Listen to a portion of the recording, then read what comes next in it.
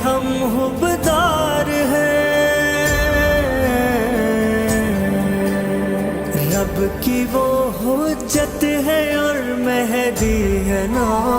क्या बात, क्या बात, क्या बात। अस्सलाम वालेकुम, तोहफा यारी दोस्तों, मैं हूं फुरकान हैदरी और आप देख रहे हैं लेकिया 30 शाबान के मुबारक महीने की आखिरी रिएक्शन वीडियो। कोशिश तो मेरी ये थी, 2-3 और वीडियोस मैंने शॉर्टलिस्ट करके रखी हुई थी। कुछ ऐसे कलाम थे जो कि बहुत पुराने थे, कुछ ऐसे कलाम थे जो कि इतने मारूफ अफराद के नहीं थे। मैं चाहता था कि मैं उनकी भी वीडियो बनाऊं, उनके कलाम भी लोगों तक पहुंचे। अनफॉर्चुनेटली कह सकते हैं कि चूंकि मैं पिछली बार लेट हो गया, मैंने रजब का पूरा माह वेस्ट कर दिया, लेकिन ये वादा करता हूँ कि अगले साल रजब और शबान पूरा महीना सिर्फ और सिर्फ रिएक्शन वीडियोस होंगी। हाँ, ये है कि दरमियान में किसी जश्न पे वीडियो आ गई तो फिर वो आप हजरात के सामने जरूर आएगी, लेकिन for now this is the last video. तो आज की जो वीडियो है, मैंने इमाम ज़माना पर बहुत से अफराद से बात की कि इमाम ज़माना पर जितनी मनाकिब साल आई हैं, कौन सी वो मनकबत है कि जिस पर मैं रिएक्ट करूं। 2-3 मनाकिब थी इस तरह की कि जिन पर बात होनी चाहिए थी, लेकिन शॉर्ट लिस्ट करके मैं इस मनकबत तक पहुंचा। मेरी बहन सुन रही थी कुछ रोज पहले, उसने मुझे कहा फुरकान बहुत कमाल की मनकबत है, बहुत यूनिक स्टाइल है, बहुत यूनिक मनकबत है। द नन अदर देन वो इमाम इब्ने इमाम इब्ने इमाम, हम गुलाम इब्ने गुलाम इब्ने गुलाम। और ये लिखी है आरिफ साहब ने। शुरू करें, लेट्स गो।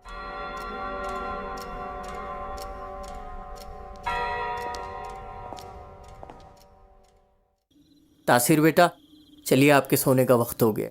बाबा, आज शब जुम्मा है, आपने कहा था मैं इमाम ज़माना के बारे में बताऊंगा।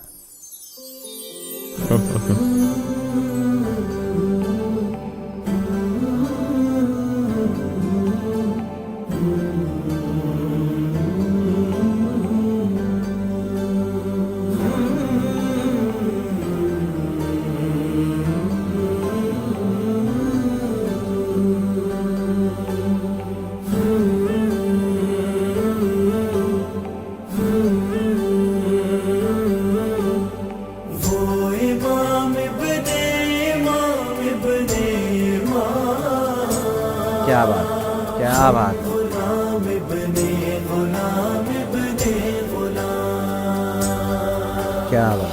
वो इमाम इब्ने इमाम इब्ने इमाम, हम गुलाम इब्ने गुलाम इब्ने गुलाम। अच्छा, मुझे याद पड़ता है पिछले साल जब मैंने रिएक्शन किया रजा अब्बास जैदी भाई के कलाम का, वो भी एक यूनिक कलाम था, वो लोरी थी। ये शायद एक मामूल बन गया है कि रजा अब्बास भाई का कलाम जब भी मैं दूसरी बार रिएक्ट कर रहा हूँ तो वो एक यूनिक कलाम ही है। अच्छा, इस तरह के कलाम ना पहले आए हैं, उर्दू में नहीं आए, एक मुख्तलिफ रंग के साथ आए हैं, यानी कि एनिमेशन आए हैं। एक बहुत मारूफ एनिमेशन बासिम करबलाई का है, खुश मिजाजी के साथ वो एनिमेशन बनाया गया है। बासिम करबलाई के बच्चे हैं, वो बासिम करबलाई से इमाम ज़माना पर सवाल करते हैं, और वो तमाम सवाल करते हैं जो कि रेलेवेंट सवाल है इमाम ज़माना के मुतालिक, यानी कि गायब किस तरह है, उम्र किस तरह तवील है। लेकिन ये कलाम अपने आप में मुख्तलिफ नौइयत रखता है कि ये एक लोरी की तर्ज पर उन्होंने बनाया है। Let's continue. बाबा, इमाम ज़माना कौन है, उनका नाम क्या है? ऐ मेरे लख्ते जिगर वो बारवे सरकार है, बार से कुरानों का बादल का मेयार है, आखिरी है वो इमाम और उनके हम हुबदार हैं, रब की वो हुज्जत है और मेहदी है ना। क्या बात, क्या बात, क्या बात, क्या बात। मैं तमाम मनकबत खानों से ये गुजारिश करूंगा कि इस मौजू पर थोड़ा सा ध्यान दें, थोड़ा ध्यान दें, दकीक ध्यान दें। देखिए, हम क्या कर रहे हैं, हमारा मकसद यही है, सिर्फ और सिर्फ यही है कि अपनी आने वाली नस्लों को राह रास्त पर रखना है, अपने आने वाली नस्लों को एहसनुल अकीदा अफराद बनाना है, जो वैल्यूज, जो अकीदतें हैं, जो गैरतें हैं, जो अकायद हमारे वालिदैन ने हमारे अंदर परोए हैं बचपने से, जो अली की मोहब्बत और अली के 11 बेटों की मोहब्बत हमारे सीने में डाली है बचपन से, वो हमने मुंतकिल करने हैं अपनी औलादों को। आज के इस दौर में जब एक हाव हू का आलम, इतने ज्यादा डिस्ट्रैक्शंस हैं, इन डिस्ट्रैक्शंस में जो बन पड़े हमसे, जो भी हम कर सकते हैं, ढाल दें अपने उन अकायद को और उन अकीदतों को और अपनी औलादों को मुंतकिल करें। मैं बासिम करबलाई के एनिमेशन की बात कर रहा था, मीर सजाद भाई ने कुछ एनिमेशन बनाए, या अमार हानी भाई के एनिमेशन है। मेरी बेटी अमार हानी भाई के एनिमेशन हर वक्त देखती रहती है। ये आज के दौर में मेरे नजदीक तमाम दूसरे कामों से सबसे ज्यादा जरूरी ये काम है, क्योंकि हमने मुंतकिल करना। हम जब तक अपनी औलादों को कायद की, मारिफत की, शनासाई की पहली सीढ़ी पर नहीं लेकर जाएंगे, आगे का सफर वो खुद नहीं कर पाएंगे। इसलिए मैंने कहा था सबको इस तरफ मुतवज्जो होना चाहिए। मैं खुद भी इस तरह के कुछ प्रोजेक्ट्स पर सोच रहा हूँ कि जो बच्चों के लिए हों। Let's continue. इमाम इब्ने इमाम,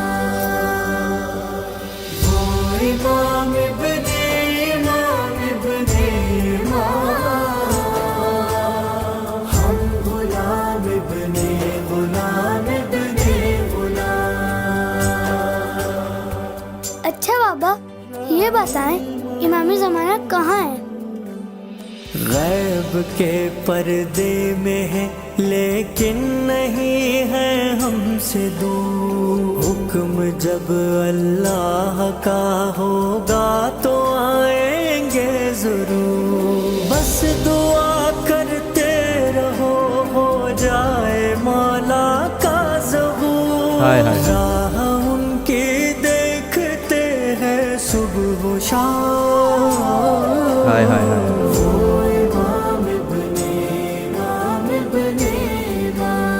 अच्छा, इस कलाम में जो यूनिकनेस है, रजा अब्बास भाई का बेटा सवाल कर रहा है, तो सवालों को शायरी में केटर किया गया है। अब जाहिर है एक मनकबत के अंदर या एक मुसल्लस के अंदर कितना ही जवाब दिया जा सकता है, यानी कि एक सवाल का जवाब एक शेर में देना तो नामुमकिन है। इस पर तो जाहिर है 5-10 मिनट की गुफ्तगू होगी बच्चे के साथ। तो ये पैटर्न जो है इसके अंदर दो चीजें हैं, एक बच्चा सवाल कर रहा है, रजा अब्बास भाई सवाल का जवाब दे रहे हैं। दूसरी बात यह है कि उन्होंने इसमें परोया है अकीदत को और मारिफत को। और मेरा ज़हन जाता है शाहिद बल्तिस्तानी भाई के 2006 के कलाम, अगर आप हजरात को याद हो, शब तारे, खुमैनी साहब की जमीन है, शब थौरे बेकरारे दिली के चौरे न दौरे, नफसम मुंदे तो सीने चश्मे मन बेरोहे यारे। रेहान आजमी मरहूम ने लिखा था, बहुत कमाल का कलाम है। उसका मिजाज यही है कि मुनाजात भी है, साथ मारिफत का पहलू भी है और साथ तालीम भी है। खैर वो तो एक नोहा था, लेकिन मिजाज मुझे उसी की तरह का लगता है और यही मिजाज होना चाहिए। और मुझे याद आता है कि उस कलाम में खुमैनी साहब का एक फारसी शेर भी शायद बल्तिस्तानी साहब ने पढ़ा था, मन बखौल लबात ऐ दोस्त गिरफ्तार शुदम, चश्मे बीमार थोड़ा दीदमो बीमार शुदम, आरगस खुद शुदम, को से अनल हक बेज़दम, हम चु मंसूर खरीदार सरे दौर शुदम। ये खुमैनी साहब की गजल का शेर है। Let's continue.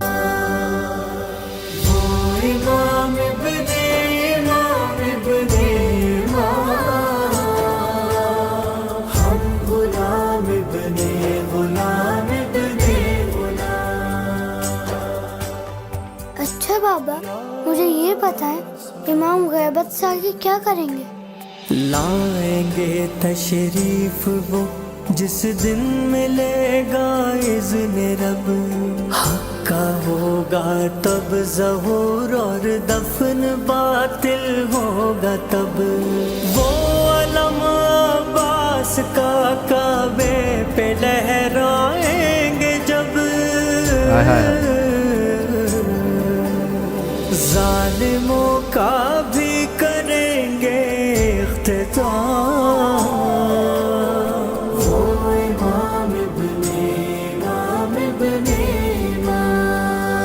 इमाम ज़माना की ज़हूर के बाद के जो मामलात हैं, इस पर एक मुफस्सिल मुसद्दस है पयाम आज़मी साहब की, जिसको मीर भाई ने भी शायद गालिबन पढ़ा है, सुनो बाद ज़हूर क्या होगा। वो पयाम आज़मी साहब की बड़ी कमाल की नज़म। अब वो जाहिर है मुसद्दस है, डिटेल है, एक एक शेर पे बात होती है। कहो या मेहदी में हसनैन अकबर साहब ने भी एक एक शेर में, एक एक बंद में काफी डिटेलिंग बयान की। अब जाहिर है ये लोरी है, लोरी में इतने मुश्किल मौज़ूआत को नहीं छेड़ा जा सकता, इतनी मुश्किल बातें नहीं की जा सकती, तो बिल्कुल सिंपल और असरदार बच्चों के जो कलाम होते हैं वो असरदार होने चाहिए। अच्छा, मुझे एक हमेशा इसमें एक एतराज भी होता है, हम जाहिर है हमारी सकाफत का हिस्सा है उर्दू जुबान, लेकिन हम बच्चों के जब कलाम बनाते हैं तो हम उसमें भी उर्दू इतनी सकील डाल देते हैं जो बच्चे समझ नहीं पाते। तो बच्चों के लिए जो कलाम होने चाहिए उसके अंदर जो जुबान है वो उर्फ की जुबान होनी चाहिए। Let's continue.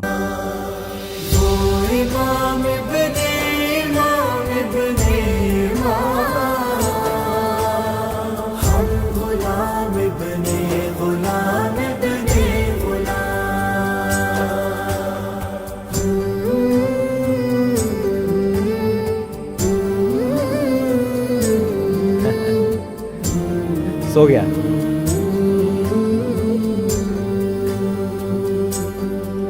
बाबा, क्या हम भी इमाम ज़माना को बुला सकते हैं? मुंतज़र है वो, हम उनका कर रहे हैं इंतजार। मुंतज़िर दिल को आएंगे तो आएगा करार। अल्लाह जल कहते रहो, मांगो दुआएं बार बार। हो ज़हूर और देखे कायम का निज़ाम। हाय हाय हाय।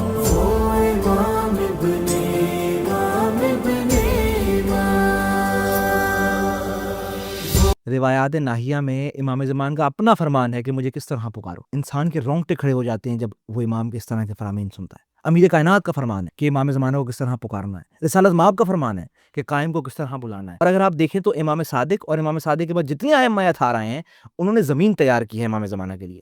तो इसीलिए इमाम ज़माना के मुतालिक, महदवियत के मुतालिक ज़्यादा अहादीस मिलती हैं हमको कि इमाम को किस तरह पुकारना है, इमाम को पुकारने का तरीक़ाकार क्या होना चाहिए। इमाम खुद कहते हैं मुझे इस तरह पुकारो कि जिस तरह एक बाप अपनी औलाद को सहरा में अकेला छोड़ जाए, तो उस वसीओ अरीज अमीग सहरा में हैबत के बाइस जिस तरह एक बच्चा अपने बाप को पुकारता है उस तरह मुझे पुकारो। कहीं इमाम ये कहते हैं कि मुझे इस तरह पुकारो कि अगर कि जैसे बकरियों के गले से एक बकरी अलहदा हो जाती है तो वो अपने चरवाहे को किस तरह ढूंढती है, किस तरह आवाज देती है। सहरा में अगर वो बकरी तन्हा रह जाए तो वो सहरा में अपने चरवाहे को किस तरह आवाज देती है, तो वो सहरा में अपने चरवाहे को किस तरह आवाज देती है। इस तरह हमें पुकारो। खैर ये एक बहुत तवील मौजू है। अलजल कहने से, सिर्फ अलजल कह देने से काम नहीं बनता, सिर्फ दुआए फर्ज पढ़ देने से काम नहीं बनता। आग पैदा करनी है, हमें अपने अंदर जरूरत पैदा करनी है। इमाम कैसे आ जाए इमाम अगर हमें उनकी जरूरत ही नहीं है। हम अपनी जिंदगियों में ऐसा क्या काम कर रहे हैं जिसमें हमें लम्हा बलम्हा महसूस होता है, ये काम इमाम के बगैर नहीं हो सकता। अगर इमाम नहीं भी है तो हमारा काम तो चल रहा है। लम्हा बलम्हा हमें ये एहसास होना चाहिए कि काश मेरा इमाम यहाँ पर होता, मेरा ये काम इस तरह हो जाता, तो फिर मैं इन मसाइल में ना पड़ता। और चरवाहे का जिक्र हुआ तो नवेद का एक शेर याद आ रहा है। नवेद की बड़ी कमाल की एक दुआ है, हाय हाय हाय, मैं धूप में हूँ मेरे मौला मुझे साए में आकर ले जाए, तागूत ने मुझको घेर लिया मुझे अपना बनाकर ले जाए। दाएं बाएं आगे पीछे ऊपर नीचे आड़े तिरछे, दाएं बाएं आगे पीछे ऊपर नीचे आड़े तिरछे, मैं आपकी भेड़ हूं ऐ मौला मुझे आप हका कर ले जाए। ये नजरिया होना चाहिए और ये रवैया होना चाहिए कि हम तो भेड़ हैं, हम तो बिल्कुल किसी काम के नहीं है। हमारा चरवाहा हमसे दूर, हमको अपने चरवाहे का इंतजार करना है। हमारा चरवाहा आए और हमें हका कर ले जाए, जहां ले जाए, जिस हालत में भी ले जाए। Let's continue.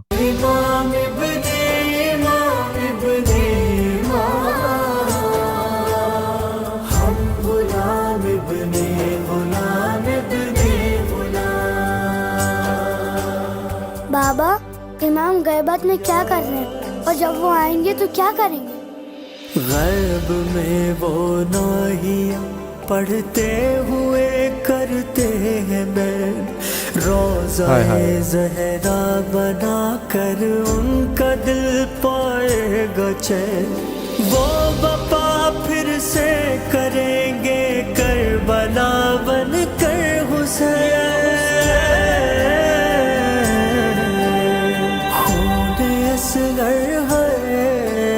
खून असगर का भी लेंगे इंतकाम, वो इमाम इब्ने इमाम। हमें मुतअद्दिद रिवायात मिलती हैं कि जब इमाम ज़माना आएंगे तो करबला के जेल में क्या क्या करेंगे, जो मसाइब अहले बैत थार पर गुजरे हैं उसके जेल में उनके क्या क्या इकदामात होंगे। हमारी किताबों में इमाम ज़माना का एक ही खुतबा है। एक खुतबे में अमीर कायनात खुद कहते हैं कि जब मेरा कायम काबे की छत पर आएगा तो क्या ऐलान करेगा। पहला जुमला जो कायम का है, हाय हाय हाय, उससे आपको अंदाजा हो जाता है कि कायम के आने का मकसद क्या है, यानी कि मंशूर क्या है। या अहलल आलम इन्ना जद्दी अल हुसैन कुतिलो बिकरबला अतशानन, ऐ दुनिया वालों मेरे जद हुसैन को करबला में प्यासा शहीद कर दिया गया। अब उससे मंशूर आप कायम खुद ही सोच लीजिए कि किस मंशूर पर आ रहा है कायम। खैर लेट्स कंटिन्यू।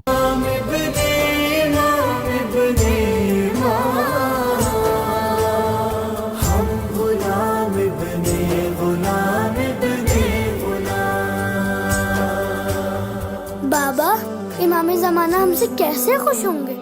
लाल मेरे उनके दम से दीन की तनवीर है, उनके सदक़े ही रज़ा के नुत्क़ में तासीर है।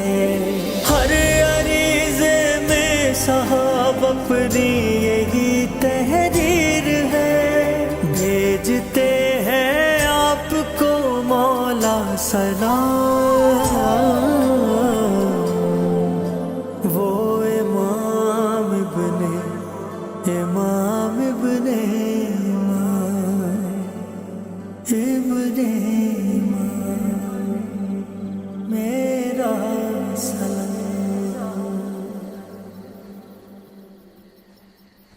ये एक सवाल है बेटे का, आखिरी जो सवाल है, इस पर दकीक गुफ्तगू होनी चाहिए, डिटेल में गुफ्तगू होनी चाहिए कि इमाम हमसे किस तरह राजी होंगे। जो हमें एक तस्वीर दिखाई जाती है, आया हमसे इमाम उस तरह राजी होंगे या कोई और तरीका है जिससे इमाम हमसे राजी होंगे, या दोनों तरीक को साथ लेकर चलना है फिर इमाम हमसे राजी होंगे। तो खैर ये बहुत तवील बहस है और शायद कभी ना खत्म होने वाली बहस, लेकिन ये बात मैं करूंगा जरूर, अभी नहीं करूंगा, किसी और वीडियो में करूंगा, क्योंकि अगर इस वीडियो में करने बैठा तो कहीं कहीं बात चली जाएगी और बहुत तवील हो जाएगी। और वैसे भी आखिरी वीडियो है रिएक्शन की, तो मैं चाहता भी नहीं कि यार मुश्किल बात करूं ताकि लोगों को जरा मुश्किल हो समझने में, लेकिन मुश्किल मौज़ूआत आ रहे हैं, ऐसी बात। ये थी आज की वीडियो। इंशाल्लाह बहुत जल्द दोबारा रिएक्शन वीडियोस शुरू होंगी, अपने वक्त के साथ शुरू होंगी। मैं फिर यही कहता हूँ, रज़ा अब्बास भाई ने जब भी कोई काम इस तरह का किया वो बहुत यूनिक काम था, बहुत डिफरेंट काम था, जरूरी काम था, यानी कि ऐसा काम कि जिसकी जरूरत थी। अब बात यह है कि मैंने आपसे कहा था कि मैं आगे क्या करने वाला हूँ, ये मैं लास्ट वीडियो में आपको बताऊँ। तो एक सीरीज आ रही है, बल्कि 2 सीरीज आ रही है। रमजान में शायद दोनों ही आ जाएं या शायद पहले सीरीज आए, और वो सीरीज आ रही है गुलूफ पर। यानी गुलूफ पर तकरीबन 10 एपिसोड्स में बनाऊंगा कि गुलूफ क्या है। अब उसकी डिटेल तो मैं इंशाल्लाह आपके साथ शेयर करूंगा। अब मैं खोलना नहीं चाह रहा बात को, लेकिन सीरीज जो है बड़ी कमाल की आ रही है। ये ज़हन में रखिए कि गाली